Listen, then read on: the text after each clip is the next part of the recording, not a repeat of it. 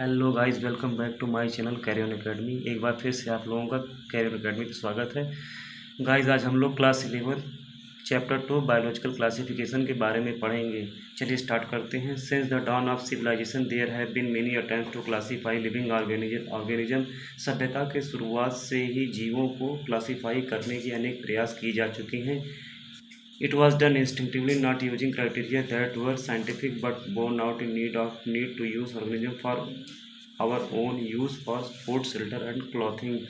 यह सहज रूप से उन मानदंडों का उपयोग करके नहीं किया गया था जो वैज्ञानिक थे, लेकिन अपने आवश्यकता के आधार पर इनका ये क्लासिफिकेशन किया गया था।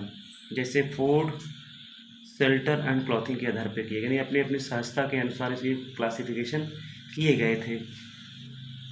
Aristotle was the earliest to attempt a more scientific basis for classification. Aristotle was the earliest पहले साइंटिस्ट थे जिन्होंने क्लासिफिकेशन करने के लिए साइंटिफिक बेसिस पर क्लासिफिकेशन किया। He used simple morphological characters to classify plants into trees, shrubs and herbs. उन्होंने simple morphological characters को देख करके प्लांट्स को ट्रीज में, श्रब्स में और हाउस में क्लासीफाई किया। यानी उनको देखने में जो बड़े दिखे पौधे उनको ट्रीज बोला, जो मीडियम में दिखे उनको श्रब्स, और जो थोड़े छोटे थे उनको हाउस उन्होंने हाउस में रख दिया। ही also divided animals into two groups. उन्होंने एनिमल्स के भी दो ग्रुप बनाए। Those which had read blooded, जो जिनके ब्लड रेड थे उनको एक अलग कैटेगरी में, and those that did not, और जो जिनके नहीं थे उनको अलग उसमें रखा।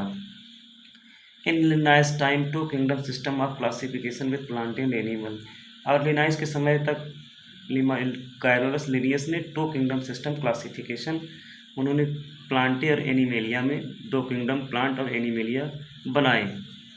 किंगडम वाज डेवलप्ड, यानी किंगडम बनाए हुए, that included all plants and animal respectively, जिसमें उन्होंने सारे प्लांट्स को प्लांटे में और सारे एनिमल्स को एनिमेलिया में रखा। This system did not distinguish between the eukaryotes and prokaryotes. ये सिस्टम क्लियर भेद नहीं, मतलब क्लियर नहीं बता सका कि इसमें यूकैरियोट्स प्रोकैरियोट्स कौन से हैं, यूनिसेलर मल्टीसेलर ऑर्गेनिज्म कौन से हैं, and photosynthetic green algae and non photosynthetic fungi, यानी इसमें photosynthetic green algae, non photosynthetic fungi के बीच में अंतर नहीं कर सका ये सिस्टम। यानी इसमें प्लांट और एनिमलिया में सबको एक साथ उठा करके रख दिया, प्लांट वाले प्लांट में, एनिमल वाले एनिमल में। Classification of organism into plants and animal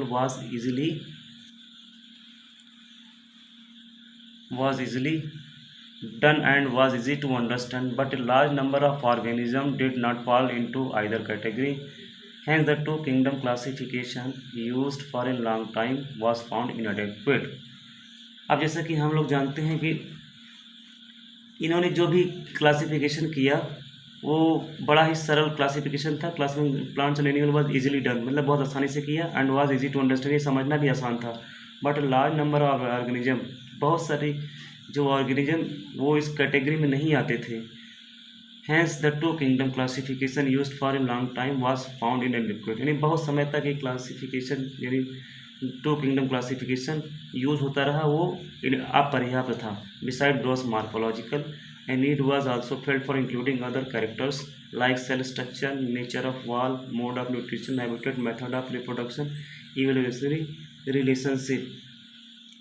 तो जो टू किंगडम सिस्टम लिनियस ने बनाया, जैसे पूरे जीव जगत को दो किंगडम में बांट दिया था, सारे प्लांट्स प्लांट किंगडम और सभी को एनिमल्स एनिमल किंगडम में रखा, मगर ये सिस्टम यूकैरियोट प्रोकैरियोट्स के बीच में क्लियर डिमार्केशन नहीं कर सका। अब photosynthetic green algae, non photosynthetic fungi में अंतर नहीं करता था, मतलब सबको अलग अलग क्लासीफाई से नहीं किया। अब प्लांट्स और एनिमल्स में जीवों का वर्गीकरण आसानी से किया गया था और इसे समझना भी आसान था, लेकिन बड़ी संख्या में जो जीव इनमें किसी भी श्रेणी में नहीं आते थे, इसलिए क्लासिफिकेशन जो लंबे समय तक उपयोग होता रहा अपर्याप्त पाया गया। अब बेसिकली क्या था, beside gross morphological, a need was also felt for including other characters like cell structure। अब इसमें जो मार्फोलॉजी के आधार पर मार्फोलॉजिकल कैरेक्टर्स को देख करके जो क्लासिफिकेशन हुए थे, उसके अलावा भी महसूस हुआ कि अदर कैरेक्टर्स को भी शामिल किया जाए, जैसे सेल का स्ट्रक्चर क्या है, उनका वॉल की उनका नेचर क्या है, बनावट कैसी है, मोड ऑफ न्यूट्रिशन कैसा है, हैबिटेट कैसा है ऑर्गेनिज्म का, मेथड ऑफ रिप्रोडक्शन कैसा है ऑर्गेनिज्म का, इवोल्यूशनरी रिलेशनशिप, यानी उसका पूरा जो जीवों से क्या संबंध है, विकास के क्रम में यानी उसका क्या संबंध है।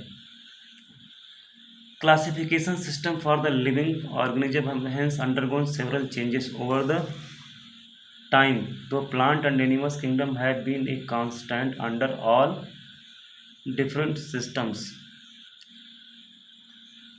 अब जो भी चीज अन्य विशेषता जैसे सभी तरीके हैबिटेट, मेथड ऑफ रिप्रोडक्शन, विकासवादी संबंध, सेल का नेचर, सेल वॉल की कैसा है उसमें, तो ये सब कई बदलाव जीवित जीवों के वर्गीकरण में कई बदलाव समय के साथ होते चले गए। यदि प्लांट और एनिमल किंगडम सभी सिस्टम में कांस्टेंट बना, मतलब हर सिस्टम में ये किंगडम के रूप में रहे। कौन से एनिमल प्लांट ग्रुप को किस किंगडम में रखना है यह साइंटिस्ट के हिसाब से बदलता रहा, और कई साइंटिस्ट ने समय समय पे किंगडम को भी कई प्रकार से किंगडम की संख्या बनाई, कई किंगडम बनाए, उसने किस किंगडम में कौन से जीवों को रखना है यह उनके हिसाब से वो लोग तय करते रहे। तो गाइस ये हमारा आज का वीडियो था बायोलॉजिकल क्लासिफिकेशन।